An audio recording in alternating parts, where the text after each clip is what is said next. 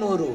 అందరు తలకాయలు చూడండి, ఆయనది వేరు, ఈయనది వేరు, ఈయనది వేరు, ఈయనది వేరు, నాది వేరు, ఈయనది వేరు, ఆయన వేరు.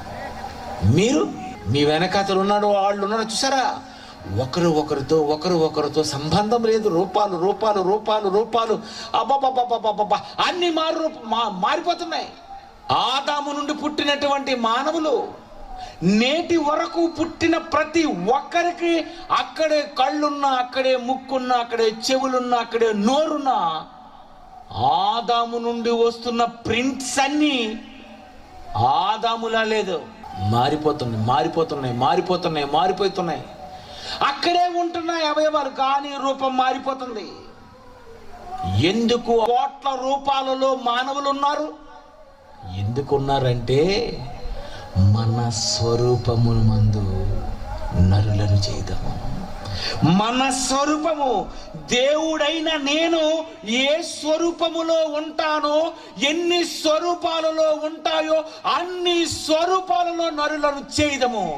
అర్థం చేసుకోవాలి, మళ్ళీ చెప్తాను, స్టడీగా ఉండండి.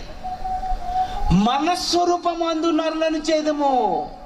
మనకు ఎన్ని స్వరూపాలు ఉన్నాయి? ఆత్మకు ఎన్ని రూపాలు ఉన్నాయి?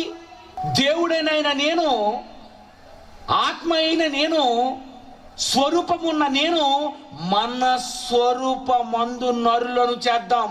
కోట్ల మంది నరులను చేద్దాము. కోట్ల మంది స్వరూపాలు నరులవైతే కోట్ల స్వరూపాలే దేవుడివి. మన స్వరూపమందు